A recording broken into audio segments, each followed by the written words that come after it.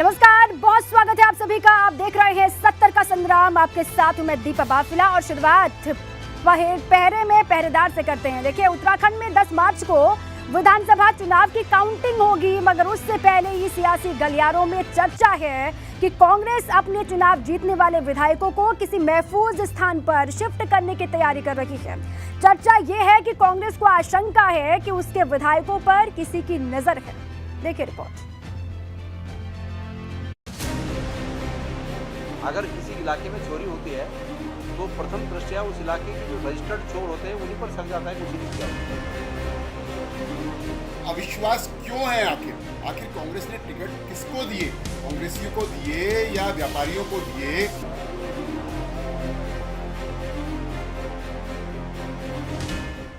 उत्तराखंड में विधानसभा चुनाव के नतीजे 10 मार्च को आएंगे, मगर उससे पहले ही सियासी गलियारों में चर्चा है कि कांग्रेस अपने विधायकों को किसी सुरक्षित स्थान पर शिफ्ट कर सकती है। चर्चा है कि कांग्रेस चुनाव जीतने वाले अपने विधायकों को किसी महफूज ठिकाने पर भेजने की तैयारी कर रही है। इसमें वो राज्य शामिल हो सकते हैं जहां पर इस समय कांग्रेस की सरकार है।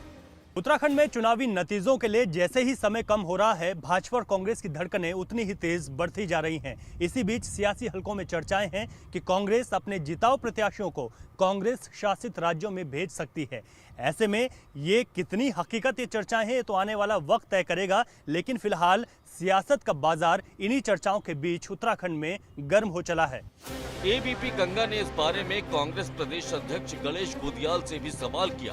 गोदियाल ने एबीपी गंगा के सवाल का घुमा फिरा कर जवाब दिया, मगर उनकी बात से साफ जाहिर है कि कांग्रेस के अंदर कुछ तो चल रहा है। ये आशंकाएं हैं और आशंकाएं इसलिए विश्वास में बदलती हैं कि उस पार्टी का रिकॉर्ड ही वैसा रहा है।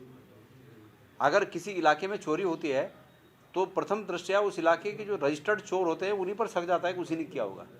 तो यही हाल यहाँ भी है। अगर चोरी होने की संभावना है तो शक पहले से ही बीजेपी पर चला जा रहा है कि ये ऐसे कर सकते हैं। अभी विधानसभा चुनाव का रिजल्ट नहीं आया, मगर अभी से कांग्रेस नेताओं के मन में आशंका के बादल मंडरा रहे हैं। भाजपा इसे लेकर कांग्रेस पर तंज कस रही। हाँ, उनके विधायक ठीक ठाक संख्या में आ रहे होंगे, लेकिन वो सत्ता के इर्द गिर्द नहीं पहुंच रहे। दूसरा, कांग्रेस को ही अपने विधायकों पर विश्वास नहीं है। इतना अविश्वास क्यों है? आखिर कांग्रेस ने टिकट किसको दिए? कांग्रेसियों को दिए या व्यापारियों को दिए या अवसरवादियों को दिए? तो ये बड़ा दुखद पहलू है कि माननीय विधायकगण माननीय होते हैं, वो कोई भेड़ नहीं है। उत्तराखंड में जोड़ तोड़ की राजनीति कोई नई बात नहीं है। एक तरफ जनता हर 5 साल में सरकार बदल देती है, उसी तरह से नेताओं का भी कोई भरोसा नहीं है कि वो कब पाला बदल ले। ऐसी कई सीटें हैं जहां पर भाजपा और कांग्रेस के बीच मुकाबला कड़ा है। जाहिर है कि हर एक सीट पर जीत के खास मायने हैं। कांग्रेस के जिताऊ प्रत्याशियों को अज्ञातवास में भेजने की चर्चाओं में कितना दम है, ये तो आने वाला वक्त तय कर ही देगा।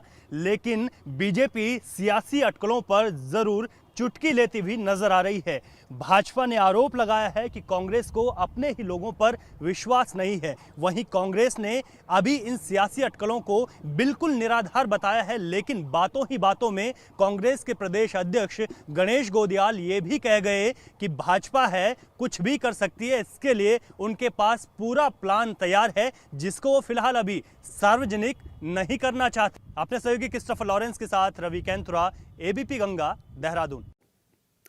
देखिए, काउंटिंग होनी है 10 मार्च को, हार जीत तय होनी है। लेकिन उससे पहले कांग्रेस के भीतर डर साफ तौर से दिखाई दे रहा है, और डर है भाजपा को लेकर कि वो उनके विधायकों पर सेंधमारी कर सकती है। अब इसी पर और जानकारी लेते हैं। हमारे साथ रवि कैंथुरा खुद जुड़ चुके हैं। रवि का रुख कर लेते हैं। रवि, अब ये डर जो दिखाई दे रहा है कांग्रेस के भीतर, इसकी वजह क्या हो सकती है? क्या आपको वहां पर नजर आ रहा है? और इस बाड़ेबंदी को लेकर ओवरऑल क्या जानकारी है आपके पास? बिल्कुल दीपा, देखिए, अभी तक अगर उत्तराखंड के इतिहास को देखें तो यहाँ पर जब तोड़फोड़ की राजनीति होती है तो ये कुछ नया नहीं होगा। और इस बार सियासी जो समीकरण है वो इस तरीके के उत्तराखंड में बन रहे हैं कि भाजपा और कांग्रेस में कांटे की टक्कर, और हर एक सीट पर बहुत कम मार्जिन से जीत और हार होनी है, इस तरीके की पूरी संभावनाएं बन रही हैं। ऐसे में अब सियासी जो अटकलें हैं वो ये लगाई जा रही हैं कि कांग्रेस अपने जिताऊ प्रत्याशियों को तोड़फोड़ की राजनीति से दूर रखने के लिए अज्ञातवास या फिर ऐसे जहां पर कांग्रेस शासित जो राज्य हैं वहां पर ले जाना चाहती है, ताकि अगर इस तरीके से भाजपा की ओर से कुछ किया जाता है तो वो इन तमाम चीज़ों से बच सके। और यही जो सियासी अटकलें हैं इनमें कितनी हकीकत है ये तो सामने आ ही जाएगी, लेकिन जो कांटे की टक्कर की बात उत्तराखंड में हो रही है उस बीच जो है ये चर्चाएं जो है लगातार हर एक जगह जो है देखने को मिल रही हैं कि कांग्रेस इस बार अपने जो जिताऊ प्रत्याशी हैं उनको महफूज रखना चाहती है। हालांकि भाजपा ने इसी सियासी जो अटकलें हैं उन पर चुटकी ली है। उन्होंने कहा है कि कांग्रेस को अपने ही नेताओं पर विश्वास नहीं, लेकिन कांग्रेस भी साफ तौर पर लगातार ये आरोप लगा रही है कि भाजपा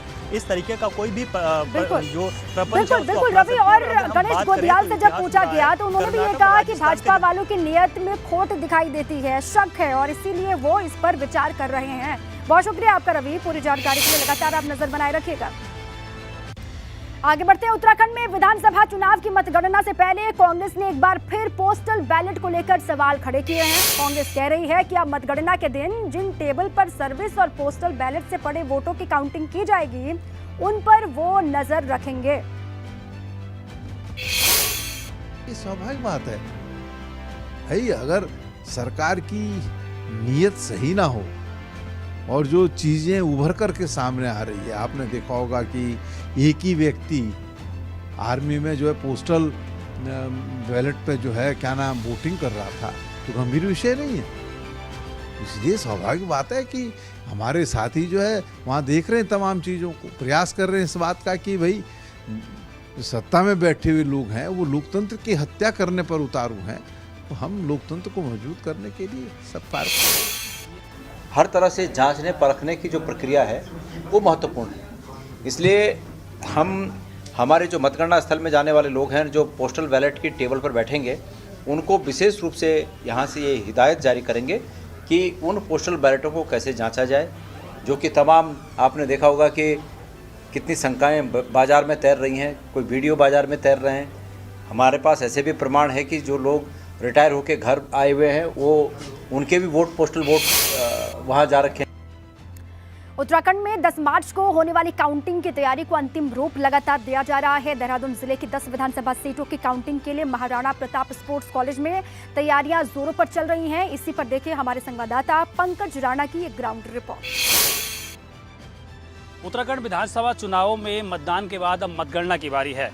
10 तारीख को मतगणना होगी और उसके बाद जब पिटारा खुलेगा तो उत्तराखंड में चुनाव लड़े 632 प्रत्याशियों के भविष्य का फैसला आएगा। इस वक्त मैं देहरादून के महाराणा प्रताप स्पोर्ट्स कॉलेज में हूं, जहां पर देहरादून की 10 विधानसभा क्षेत्रों की मतगणना की जाएगी। और आप यहां देखेंगे तो पूरी तरह से व्यवस्थाएं चाक-चौबंद की जा रही है। पुलिस की ड्यूटी लगाई गई है। उसके अलावा जो बैरिकेटिंग है वहाँ पर देखेंगे आप डबल लेयर की सुरक्षा लगाई गई है। पहले बांस बल्ली लगाई गई है, उसके बाद जो जाल है उसको लगाया गया है, ताकि इस रास्ते से ही जो EVM मशीनें हैं उनको काउंटिंग के लिए ले जाया जाएगा। क्योंकि यहाँ पर जो आप सामने बिल्डिंग देख रहे हैं यहीं पर EVM मशीनों का स्टॉक रूम बनाया गया है और वहीं स्टॉक रूम में भी 3 लेयर की सुरक्षा रखी गई है। 10 तारीख तक इसी तरह से बिल्कुल सुरक्षा के घेरे में ये EVM मशीनें रहेंगी। और उसके बाद 10 तारीख को मतगणना होगी, क्योंकि मतगणना का बेसब्री से प्रदेश की जनता को भी इंतजार है। उसके साथ साथ जो तमाम राजनीतिक दल हैं उनको भी बेसब्री से इंतजार हो रहा है, क्योंकि तमाम अटकलें लगाई जा रही हैं कि उत्तराखंड में इस बार किसकी सरकार बनेगी। और सरकार बनने के लिए सबसे महत्वपूर्ण होगा मतगणना के दिन। मतगणना के लिए पूरे प्रदेश भर में कर्मचारियों की ट्रेनिंग की जा रही है। कर्मचारियों को प्रशिक्षित किया जा रहा है कि किस तरह से मतगणना की जानी है। उसी के बाद तमाम जो कर्मचारी प्रशिक्षित होंगे वो मतगणना में बैठेंगे और मतगणना करेंगे। लेकिन हमें 10 तारीख का इंतजार करना होगा कि 10 तारीख को जब मतगणना होगी, उस जब पिटारा खुलेगा तो कौन प्रत्याशी जीतकर विधानसभा तक पहुंच पाता है और उत्तराखंड में किसकी सरकार बन पाती है। देहरादून से अपने सहयोगी निशांत चौहान के साथ पंकज राणा, ABP गंगा। अब ये तो थी तमाम सियासी खबरें। सियासी खबरों के बीच रुक करते हैं कुछ और अहम खबरों का। देखिए, हल्द्वानी के राजकीय मेडिकल कॉलेज में रैगिंग का मामला सामने आया है। इसका एक वीडियो भी सामने आया जिसमें जूनियर छात्र का सिर मुंडवाया गया है और वो लाइन में लग करके कॉलेज में एंट्री करते हुए नजर आ रहे हैं। और कहा यह जा रहा है कि छात्रों को सिर मुंडवाने का आदेश सीनियर छात्रों ने दिया था। हालांकि मेडिकल कॉलेज प्रबंधन ने इस पूरे मामले का खंडन किया। वह इस मामले में सिटी मजिस्ट्रेट ने जांच के आदेश दे दिए हैं। अब इस पूरे मामले को लेकर ये कहा जा रहा है कि अगर ये हुआ होगा, रैगिंग का जो मामला बताया जा रहा है, सोशल मीडिया पर तमाम जो बातें चल रही हैं वो अगर सच हैं, वीडियो सच हैं, तो उस पर जांच होगी और फिर जिन सीनियर्स पर यह आरोप लग रहा है कि जूनियरों को सिर मुंडवाने का आदेश दिया गया, उन पर भी एक्शन होगा। अब देखिए, अब बात यूक्रेन की युद्ध भूमि की करते हैं, जहां पर रूस का घातक वार लगातार जारी है। सियासी खबरों के बीच में यूक्रेन और रूस के बीच में जो विस्फोटक जंग है वो लगातार जारी है। यूक्रेन और रूस के बीच 10वें दिन भी जंग जारी है। अब रूस ने यूक्रेन के रिहायशी इलाकों में हमले और घातक कर दिए हैं। रूस पर यूक्रेन के कहर की ये 6 अलग-अलग तस्वीरें हमने आपके स्क्रीन पर रखी हैं। पहली तस्वीर में आप ओडेसा में एक ब्रिज का धराशायी होने की तस्वीर आप देख सकते हैं। तो वहीं तबाही की एक तस्वीर भी आपके सामने हम रख रहे हैं। तबाह हुए एक सुखोई विमान, ध्वस्त हुई रैसी टैंक की तस्वीर भी आपके सामने हम रख रहे हैं। रशियन टैंक है जो लगातार ध्वस्त होते जा रहे हैं और साथ ही एक न्यूज़ चैनल के कर्मचारी पर फायरिंग की भी खबर है। कई कर्मचारियों पर फायरिंग वहां पर की गई और यूक्रेन के लोगों ने रूसी सैनिकों को रोक लिया था। ये तस्वीर भी आपके सामने हम रख रहे हैं और इस बीच यूक्रेन ने रूस के एक विमान को मार गिराया है, ऐसा भी दावा यूक्रेन लगातार कर रहा है।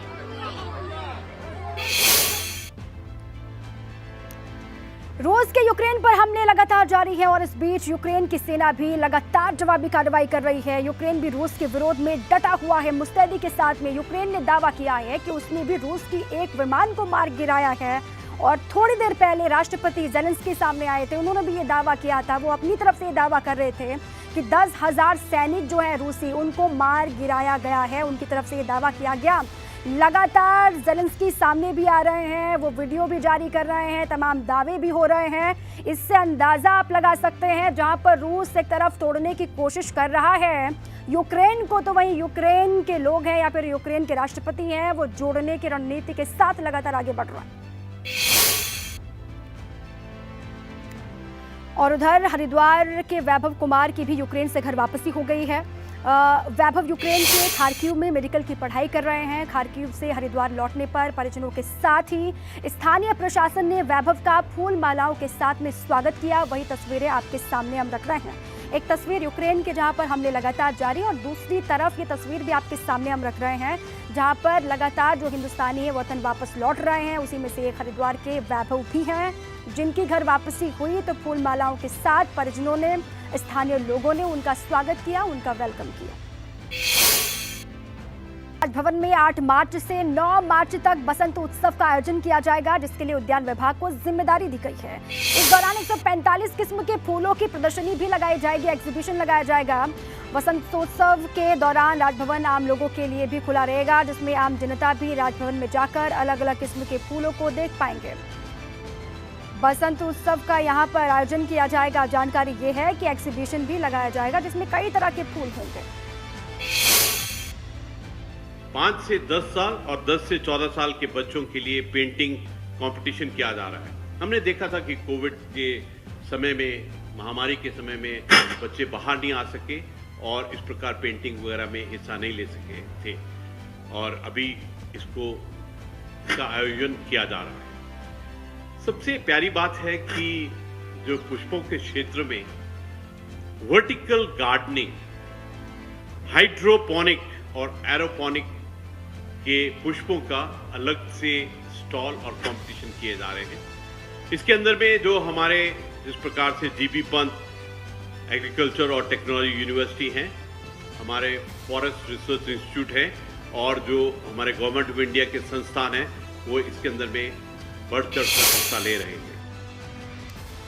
हल्द्वानी से खबर है, हल्द्वानी के राजकीय मेडिकल कॉलेज में रैगिंग का मामला सामने आया है। इसका एक वीडियो भी सोशल मीडिया पर सामने आया जिसमें कुछ जूनियर छात्र का सिर मुंडवाया गया है और वो लाइन में लग करके कॉलेज में एंट्री करते हुए नजर आ रहे हैं। ये देखिए, वीडियो भी दिखा रहे हैं आपको। और कहा यह जा रहा है कि छात्रों को सिर मुंडवाने का आदेश सीनियर छात्रों ने दिया था।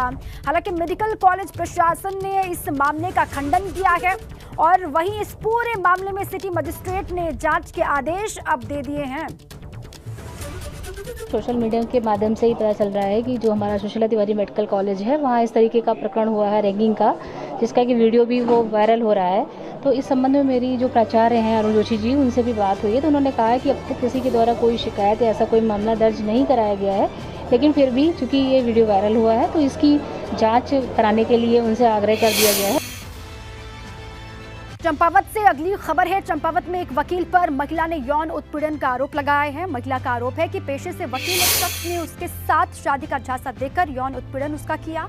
महिला की शिकायत पर वकील और उसकी सहयोगी महिला के खिलाफ मामला दर्ज करके जांच पड़ताल शुरू कर दी गई है। उनके ऊपर आरोप लगाए हैं कि उन्होंने शादी का झांसा देकर के शारीरिक संबंध बनाए हैं और उसके बाद से फिर उसका गर्भपात हुआ है। इस आधार पर रूपौली टनकपुर में अभियोग पंजीकृत किया गया है और इसकी विवेचना प्रारंभ कर दी है। कॉर्बेट पार्क के कोर जोन में पर्यटन गतिविधियों को बंद करने का आदेश दिया गया है। राष्ट्रीय बाघ संरक्षण प्राधिकरण यानी NTCA की तरफ से एक पत्र भेजा गया जिसमें कॉर्बेट के कोर जोन में पर्यटन गतिविधियों को बंद करने के लिए कहा गया है। Dhikala, Jhirna, Bijrani zone core zone में शामिल हैं और ऐसे में कॉर्बेट के कोर जोन में पर्यटन गतिविधियां बंद होने से पर्यटन कारोबार में कमी आनी तय है। NTCA के निर्देश के बाद होटल, जिप्सी समेत कॉर्बेट के जुड़े कारोबारी बेहद चिंतित हैं, परेशान हैं। उधर कॉर्बेट टाइगर रिजर्व के डायरेक्टर का कहना है कि पर्यटन कारोबारियों के हित को देखते हुए फिलहाल पर्यटन गतिविधियों को पहले की तरह ही रखा गया है। इस बारे में NTCA के उच्च अधिकारियों के साथ बातचीत करके फैसला आगे लिया जाएगा।